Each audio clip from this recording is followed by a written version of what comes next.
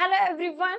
आज हम देखेंगे अगर लीनियर इक्वेशन हम सॉल्व करते हैं तो हमें ग्राफ कैसे मिलेगा। तो देखो, लीनियर में ही हमें एक वर्ड दिया है लाइन। मतलब ये इक्वेशंस अगर हम सॉल्व करेंगे तो हमें एक लाइन मिलेगा। इसका जो ग्राफ है वो हमें एक स्ट्रेट लाइन मिलेगा। देखो, दो इक्वेशन दिए हैं, a1x plus b1y is equal to c1, a2x plus b2y is equal to c2। अगर इन दोनों को हम सॉल्व करते हैं तो हमें जो ग्राफ है वो कैसे मिलेगा या उसके सॉल्यूशंस कैसे मिलेंगे। अब देखो, suppose a1 upon a2 is not equal to b1 upon b2 है।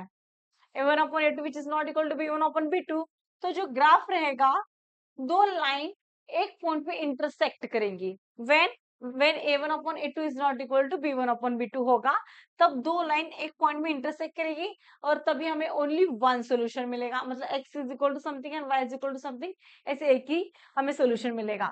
सिमिलरली सेकंड देखो, a1 upon a2 which is equal to b1 upon b2 but not equal to c1 upon c2 रहेगा। तो ये जो लाइन है, ये हमें दो पैरेलल लाइंस मिलेगी। मतलब कभी भी एक दूसरे को इंटरसेक्ट नहीं करेगी। इसका जो ग्राफ रहेगा वो पैरेलल लाइंस मिलेगा। और इस ऐसे इक्वेशंस का सॉल्यूशन नहीं होता। मतलब this equation has have no solution. Third case में देखिए, अगर a1 upon a2 is equal to b1 upon b2 is equal to c1 upon c2 रहेगा, तो ये जो दो लाइन है वो कोई अलग लाइन नहीं, एक पे ही एक दूसरी लाइन क्या होगी, फॉर्म हो जाएगी।